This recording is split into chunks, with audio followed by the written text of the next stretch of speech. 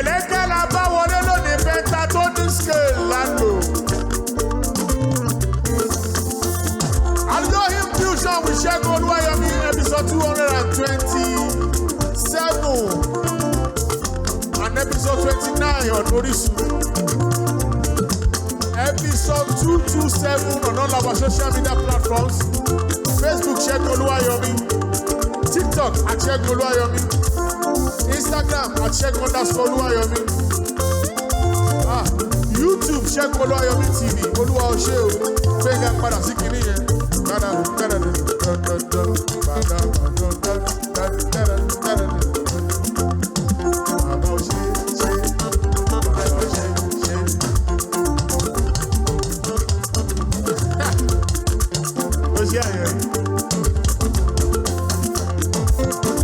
Olúwa o ṣé o, oṣù bàbà tá a wà yóò gbé wa lọ. Sunday kẹrin lélẹ́yìí o, the fourth Sunday in the month of September. It can only be you, Lord. Ancient of days, as old as you are, you never change. You can never change. You will never change. Àìlè yí padà. Ọlọ́run tí ò lè yí padà là ń sọ nípa rẹ̀.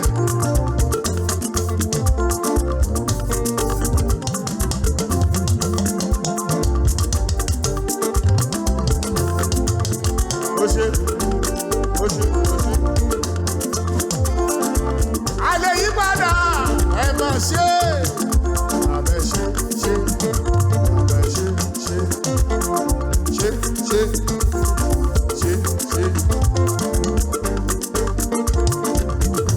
Glory be to the God that sits on the throne.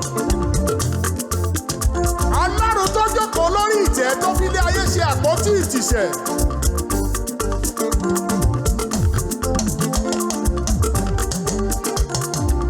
Bẹ́ẹ̀ni bá a ti fẹ́ orí fẹ́ràn lórí àánú ni mẹ́wàá. Àbẹ̀ ṣe. Arúgbó ọjọ́ o, ẹlẹ́rìí ni àbẹ̀ ṣe. Ìwọ tó wà nílé tó wò wá lórí Orísun tó wò wá lórí social media, rọra máa jó. Ìdè máa ń já nínú program yìí. Ìdè máa ń já, Ọlọ́run máa ń tú àwọn èèyàn sílẹ̀. Nítorí pé ibi ni Ṣílò wa, àdúrà ń gbà níbí. Tata àbẹ̀ ṣe. Pentatonic scale la bá wọlé lónìí. Ògo ni fún Ọlọ́run lókè ọ̀run. Ẹ̀mí mímọ́, ẹ̀mí inú àwọn wòlíì. Ọlọ́run ìpè Apostle Joseph Ayọ̀ Babalọ́lá. Ọlọ́run bàbá Mẹ́dáyé ṣe. Ọlọ́run bàbá Àkàndé Lẹ́dẹ. Ọlọ́run bàbá Oyè Lámì. Ọlọ́run Ọláwọlé Ọládìyàn bàbá mi nínú Olúwa. Ọlọ́run Prọfẹ̀tà Adémọ́lá Òní bàbá mi. Ayérayé ẹ ṣé o. Àbẹ̀ ṣe. Wo Ọlọ́run sì dáhùn àdúrà gan o. Bẹ́ẹ̀ni Ọlọ́run dáhùn àdúrà. Àbẹ̀ ṣe.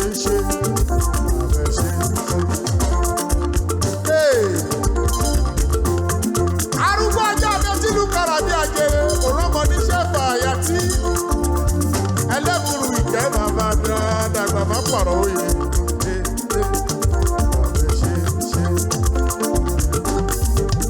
Ọwọ́ ẹ̀rọ la fi wọlé lónìí. Ìgbà tá a ro gbogbo tí ayérayé ń ṣe inú ayé wa mẹ́wàá, a ò lóhun méjì pé ká máa dúpẹ́ lọ.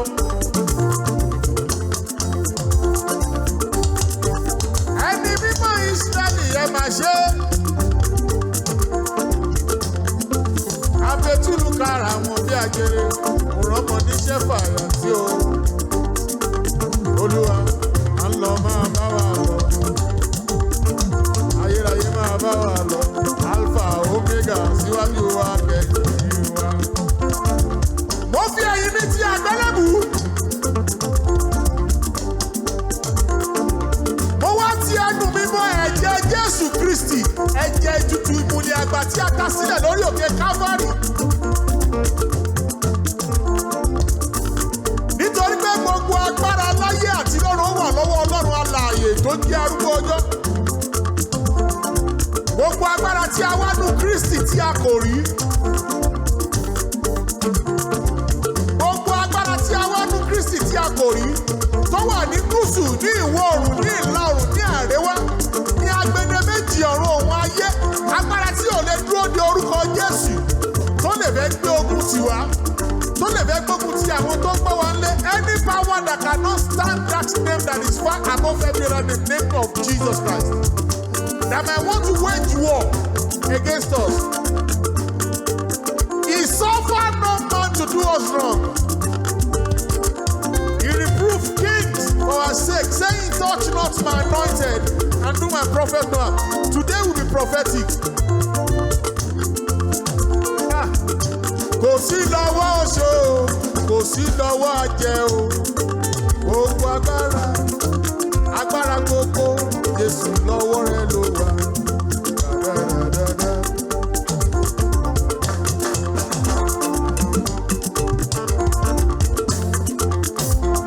Ìwọ tí wọ́n ti sọ pé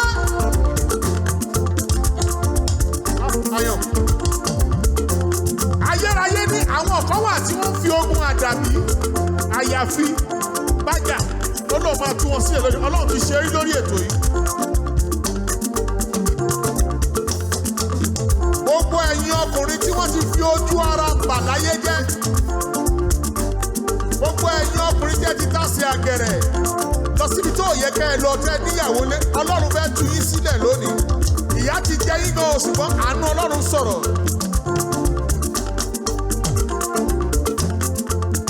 Lálẹ́ni tó ṣe bí ọba lórí ayé wa, bàbá tú wa sílẹ̀. Ayérayé dákun dábọ̀ tú wa sílẹ̀.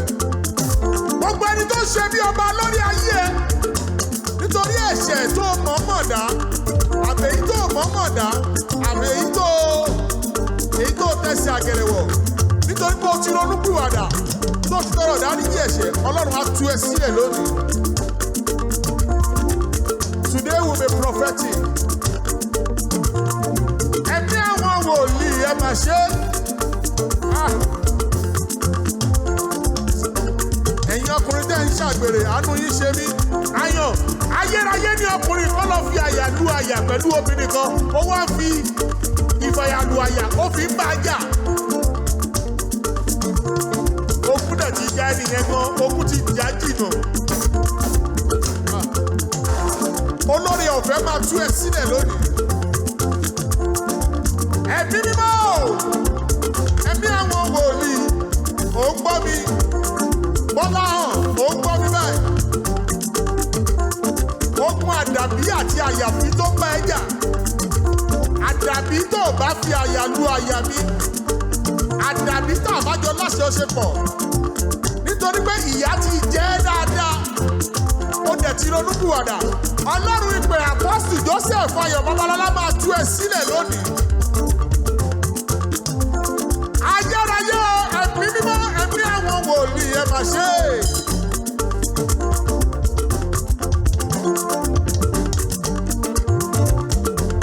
Gbogbo Ọlọ́run tí ò jẹ́ kí àkekè ayé ó ta ẹ́. Ó ń rọ ẹ̀yin tí ẹ níyàwó yín nílé. Ẹ tún lọ ń ṣe àgbèrè níta, ẹ ti ẹ̀ gbọ́ orúkọ yẹn.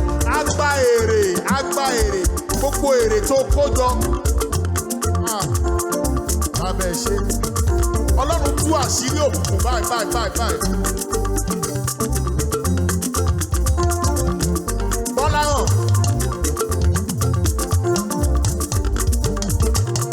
Mi ò mọ̀ ẹ́ ṣùgbọ́n Ọlọ́run mọ̀ ẹ́. Ayérayé ló pe orúkọ yẹn sí mi létí. Bọ́lá hàn.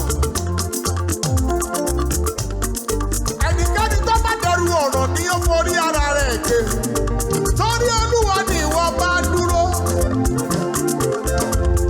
Ẹ padà sórí kiri yẹn. Ó ti dá ẹ̀ṣẹ̀ yẹn, ó dẹ̀ ti gbà pé ó dá ẹ̀ṣẹ̀ yẹn, ó ti tọrọ ìdáríjì ẹ̀ṣẹ̀. You have repented. The spirit of the prophet said I to tell you that you should not go back to that sins again. Gbogbo ẹrù ọ̀ràn tí wọ́n ti dìlé ẹ lórí, ó lè má jẹ́ gbọ́ láwọn nìkan. Ayérayé ní àwọn èèyàn pọ̀. Àwọn èèyàn pọ̀ tí wọ́n ti lùgbàdì obìnrin.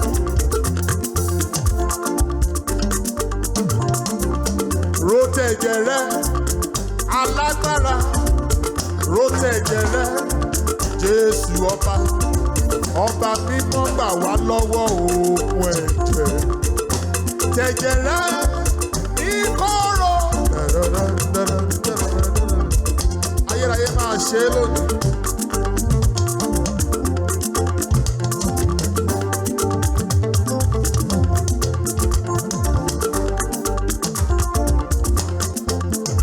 Bàbá ẹ kú iṣẹ́.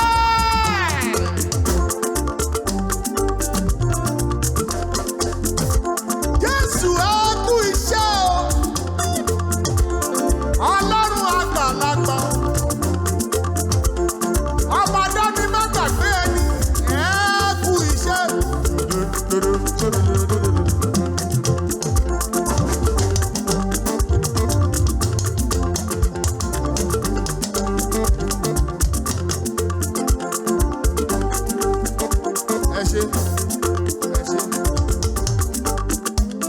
Noimat, ayérayé ẹ ṣé o. Obìnrin kan jẹ́ Noimat tó ń wò mí. Ọkọ ẹ ti fi mágùn sí ẹ lára. Ẹ bá ń wo ṣáà sí ìwò orí rédíò. Ayérayé fẹ́ tú ẹ sílẹ̀. Nítorí pé o máa lókun èèyàn lọ́rùn. Ìwọ náà máa rìnrìn kúrin mọ́. Noimat, the Lord wants to deliver you right now.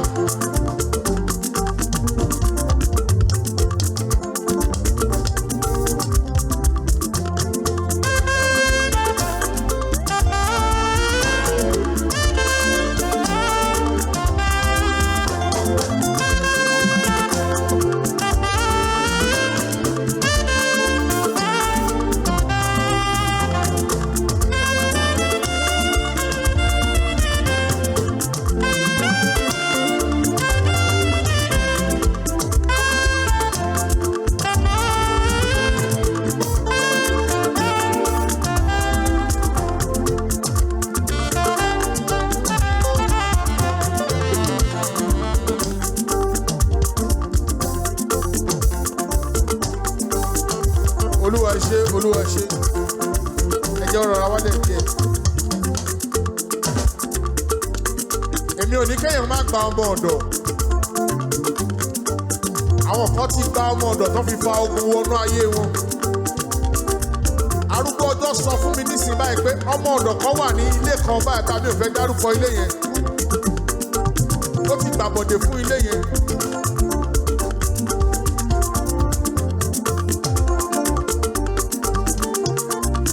Rótẹ̀jẹ̀ rẹ, alágbára. Rótẹ̀jẹ̀ rẹ, Jésù ọba. Ọba mímọ́ gbà wá lọ́wọ́ òògùn ẹ̀ṣẹ̀. Tẹ̀jẹ̀ rẹ ní kóró. Ọmọ ọ̀dọ̀ yẹn ti ń pọ́ìsì ìdílé yẹn díẹ̀ fún àìsàn ọjọ́ ogbó. Oníṣègùn ńlá òde ọ̀run. Ṣé ohun tí ìwọ nìkan lè ṣe? Tú àwọn èèyàn wọ̀nyí sílẹ̀. A kì í yí wípé ẹ ṣé. Ọlọ́run ẹlẹ́dá wa o. A kì í wípé o ṣé o. Ọlọ́run gbogbo ayé.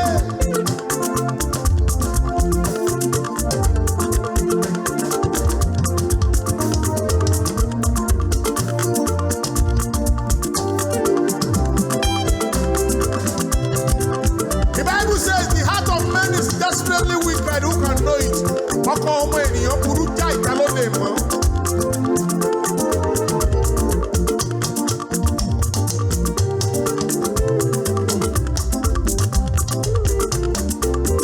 Mi ò gbúdọ̀ sọ ọkọ tí ọmọ rẹ̀ ń ṣe.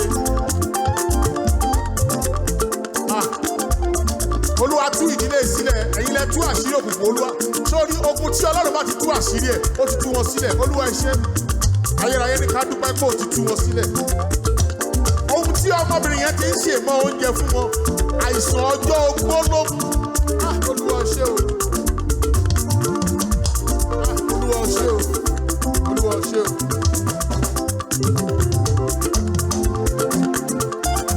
Mo kí ọ wípé o ṣé Ọlọ́run ẹlẹ́dá mi o. Mo kí ọ wípé o ṣé gan Ọlọ́run gbogbo ayé. A kí ọ wípé o ṣé Ọlọ́run ẹlẹ́dá wa o. A kí ọ wípé o ṣé Ọlọ́run gbogbo ayé. Ẹ wọlé. Gbogbo ìdílé tó ní àǹfààní láti máa wò mí báyìí. For all the families that are watching me right now, whether on Facebook, on TikTok, on Instagram, or YouTube, or on Orisun, ẹ̀mí mímọ́ ní kí n sọ fún kẹ́ gbé omi síwájú yín báyìí.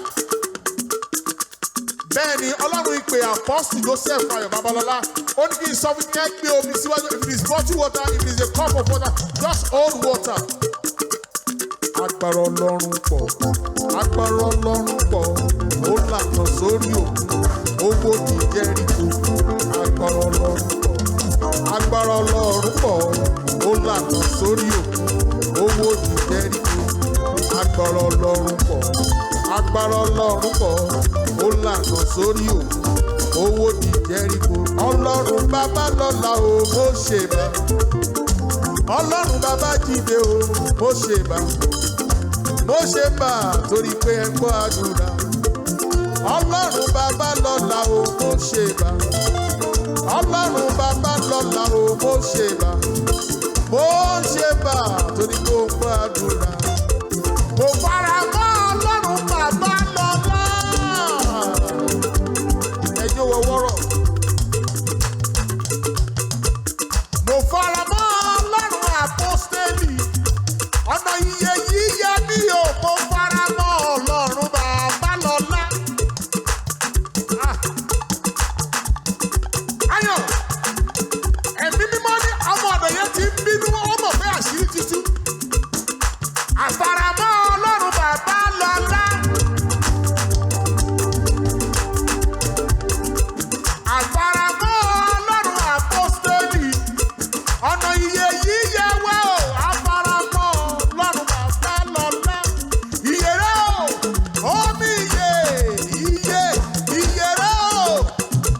Babalọ́lá olómi ìyèrè o, omi iye, ìyèrè o, omi iye. Ẹ wá lónà. Ṣọ́mọ̀ kan tí ọkàn mi fi balẹ̀. Ìsọjí 1930, wọ́n ṣe ní òkè oyè ní Iléṣà. Àwọn kan nílẹ̀ Ìgbò wọ́n gbé omi kalẹ̀, wọ́n kọ̀dẹ̀ ṣe àmì. Wọ́n gbọ́ àdúrà o, wọ́n ṣe àmì. Wọ́n dẹ̀ mú omi yẹn, àìsàn dẹ̀ ń sàn. Ọlọ́run dẹ̀ tú ìdè sílẹ̀. So there is no barrier in the spirit realm. Whether you are watching me from Cotonou, Sierra Leone, Côte d'Ivoire, mo ń gba call láti Côte d'Ivoire. Whether you are watching me from Sokoto, Kano, just get a bottle water beside you or water in cup. Mo fara mọ́ Ọlọ́run bàbá lọ́la.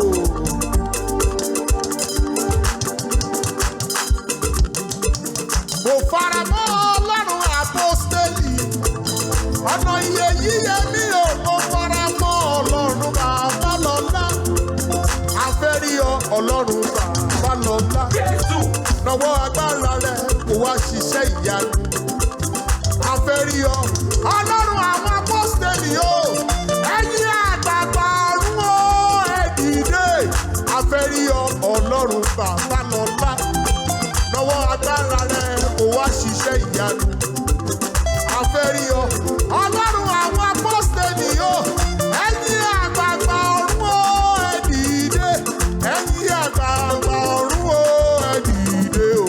Ẹ̀yin àgbààgbà ọ̀run o, ẹ dìde. Ẹ̀yin àgbààgbà lọ́run ẹ dìde, ẹ ràn wá lọ́wọ́. Ẹ̀yin àgbààgbà ọ̀run o, ẹ dìde. Ẹ̀yin àgbààgbà òde ọ̀run o, ẹ dìde o. Ẹ̀yin àgbààgbà ọ̀run o, ẹ dìde. Gbé omi yẹn kó mọ̀ sí gbogbo ọdún díẹ̀ káàkiri. Gbé omi yẹn kó bù díẹ̀ síbi tó fẹ́ fi wẹ̀.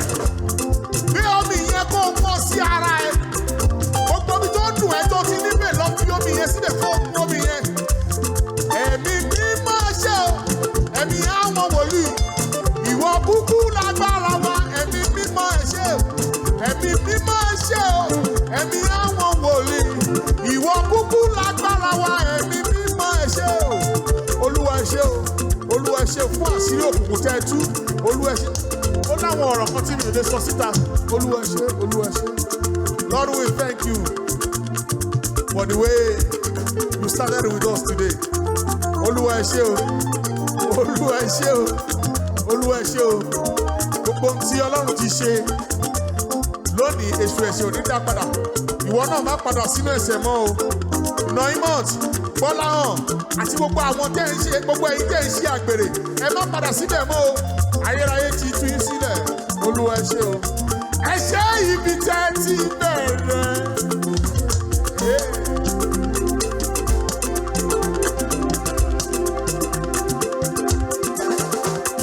Ẹ ṣé ibi tẹ́ bá dé. Adúpẹ́ o Jésù. Ibi tẹ́ mú wa lọ.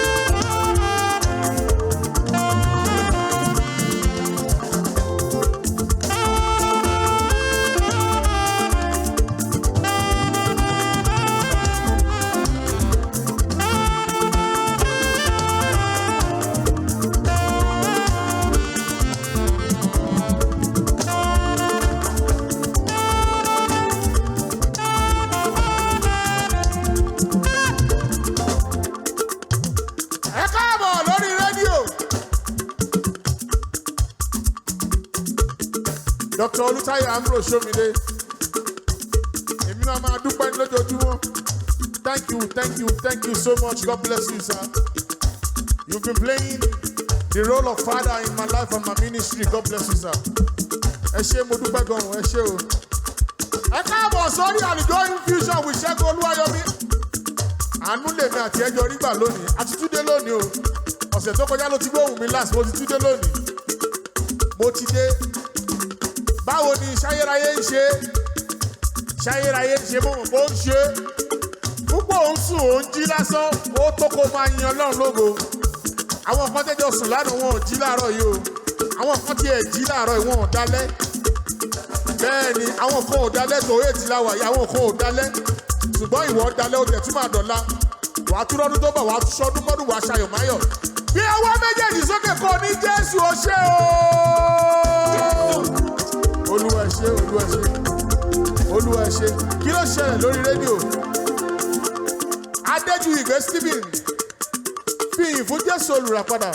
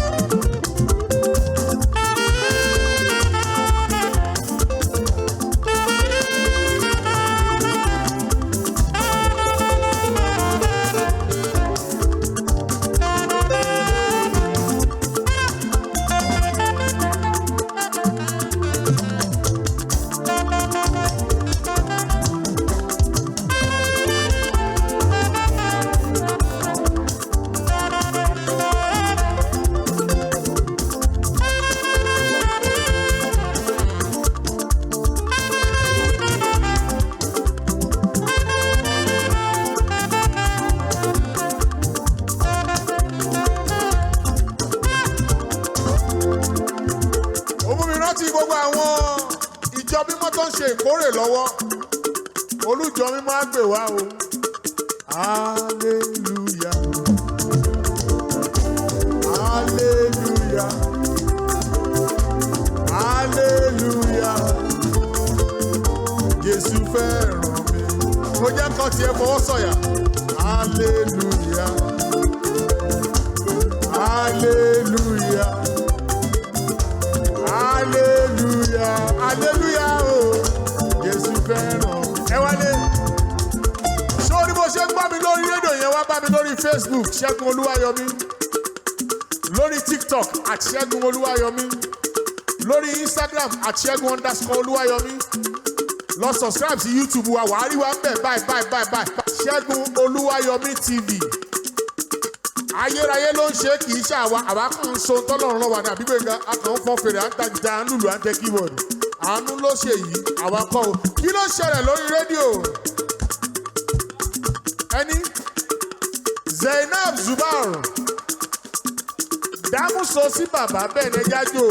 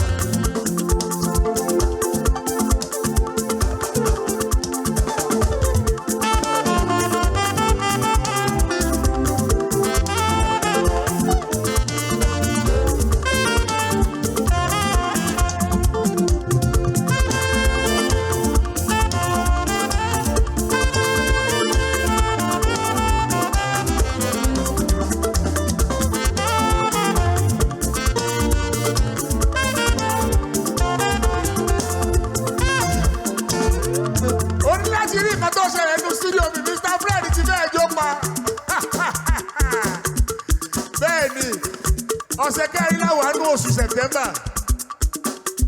Mr. Fred, this is your song.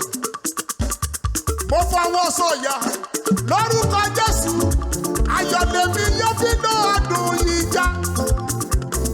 Sórí gbogbo wọn tó ń gbọ́ mi lórí rédíò, fọwọ́ sọ̀yà pé ayọ̀ ni wàá fi ná ọdún yìí já. Bẹ́ẹ̀ni. Ayọ̀, afọwọ́ sọ̀yà lórúkọ Jésù, ayọ̀ làwa yóò fi ná ọdún yìí já. Ẹ wọlé. Kò sí oṣù tí ò da. Ìtànjẹ Sátánì ló máa sọ pé oṣù bàbà kò sí bí January ṣe rí ní September ṣe rí. Tó bá ti ní Jésù, mo ti ní Jésù lólúwa àti olùgbàlà, mi ò bẹ̀rù. Àyà ò fò mí, ẹ̀rù ò bà mí torí Jésù wà lẹ́yìn mi gidigba. Sórí lórí rédíò, má bẹ̀rù, má fòyà, Ọlọ́run wà lórí ìtẹ́. Dr. Olútáyọ̀ Ambro Ṣómidé, a ò ní wá yín tì. A ò ní wá yín tì. Lórúkọ Jésù. Bẹ́ẹ̀ni, kí ló ṣẹlẹ̀ lórí rédíò? Afẹ́mi Samuel. To God be the glory. Great things He has done in our lives.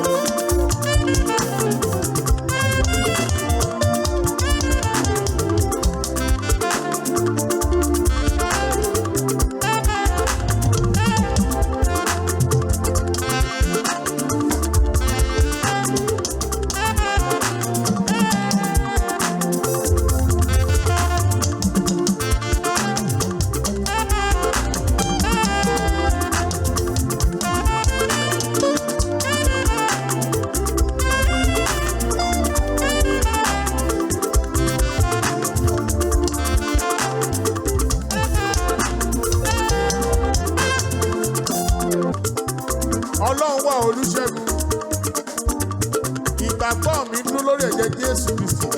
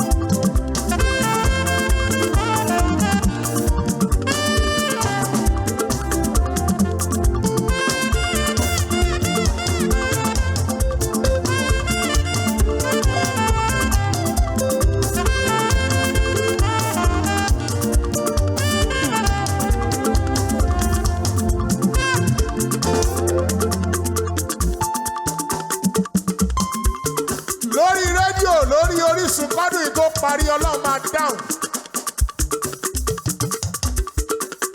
Ṣó mo rí ẹ gbogbo ẹ̀yin tí ẹ ń gbọ́ mi tí ẹ ń wò nígbà. Ohun tó ṣe máa yà mí lẹ́nu bàbá. Ohun tó ṣe máa yà mí lẹ́nu bàbá. Ohun tó ṣe máa yà mí lẹ́nu bàbá. Ó ná mi gé mi nù, ó ṣẹ́kún mi dẹ̀ rí o.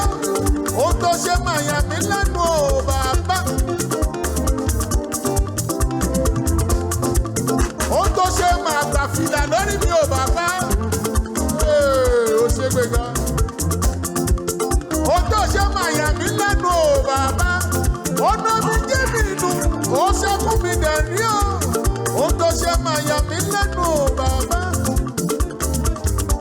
Ayọ̀, mélòó ni oró? Oore tí bàbá ṣe.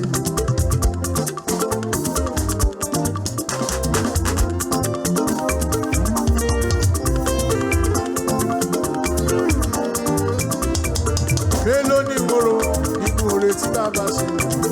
Oore rẹ̀ máa kọ́, ó ti yan orin lọ. Mélòó ni ìwòrò kìkì ṣá máa dúpẹ́. Oore rẹ̀ máa kọ́, ó ti yan orin lọ. Mélòó ni kí n lọ kìkì ṣá máa dúpẹ́.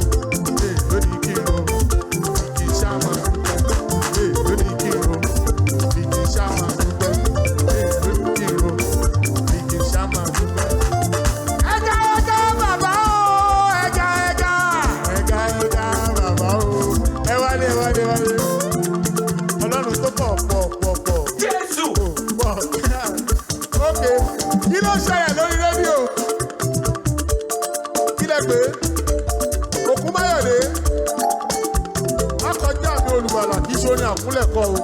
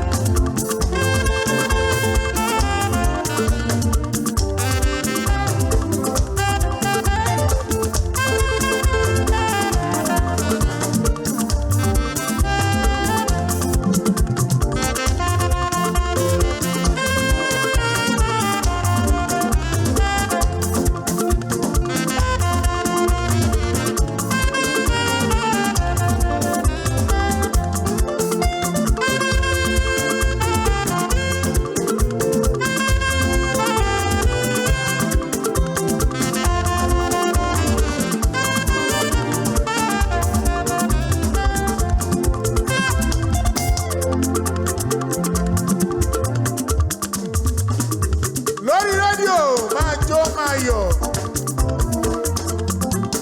Máa jó máa yọ̀.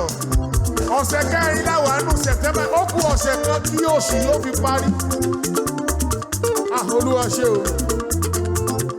Ọlọ́run tí ó jẹ́ kí August yóò dìwà mẹ́rù lọ. Àti wà ní September ní September ò tún dìwà mẹ́rù lọ. Olúwa ṣe o. Olúwa ṣe o. Olúwa ṣe o. Ṣé o ní bó ṣe wà lórí Facebook, lórí TikTok, lórí Instagram yẹn? Kọ̀bá mi táìpù thank you Jesus. Lórí Orísun, bí ọwọ́ méjèèjì sọ́kè kò ní Jésù ò ṣe. Kò ní thank you Jesus. Type it on your social media platform. Just type thank you Jesus. Thank you Jesus. Ọlọ́run ló ṣe. Olúwa ṣe o. Olúwa ṣe o. Olúwa ṣe o. Olúwa ṣe tó máa jáyọ̀ gbórúkọ rẹ lẹ́nu mi lọ.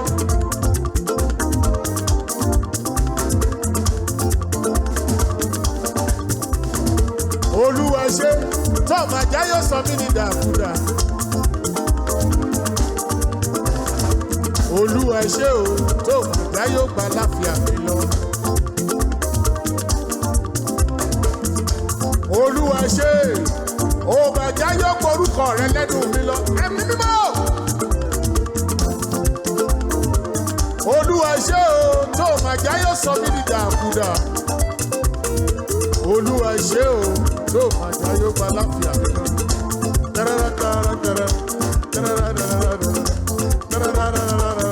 Ó jẹ́ máa jó máa yọ̀ Ọlọ́run ló ṣe. Olúwa ṣe o. Jésù olóore o, olóore.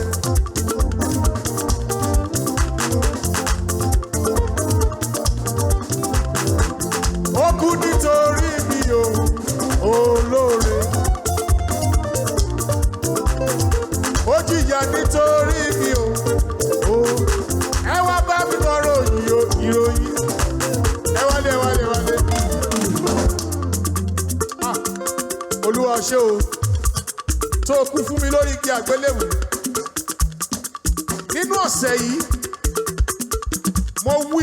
mo pa láṣẹ, mo fi ẹ̀yìn ti àgbélébù, mo ti ẹnu mi wọ ẹ̀jẹ̀ Jésù. Ohun rere tí ò ṣẹlẹ̀ nínú ayé ẹ̀ máa ṣẹlẹ̀ lórúkọ Jésù. Ohun rere tí ò ṣẹlẹ̀ nínú ìdílé bàbá ẹ, tí ò ṣẹlẹ̀ nínú ìdílé ìyá ẹ, ó máa ṣẹlẹ̀ nínú ọ̀sẹ̀ yìí lórúkọ Jésù. Wàá tọ́ka sí ọjọ́ òní pé àdúrà yìí gbà. Omorin ẹ, àdúrà mi ti gbà, mo pàdé Jésù lọ́nà.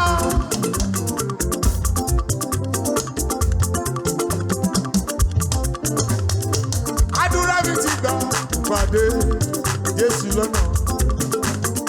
Ó ní kí n máa jà, ó ní kí n máa bínú, ó ní kí n máa sọ̀rọ̀ òdì sẹ́mi mímọ́. Àdúrà mi ti gbà, pàdé Jésù lọ́nà. Gbọ́ eléyìí. Olúwa mojúbà rẹ̀ òyìnbá. Ó ṣe ẹ̀yàn. Olúwa mojúbà rẹ̀. Olóòtú dídá ò ẹlẹ́rù ni. Olúwa mojúbà rẹ̀.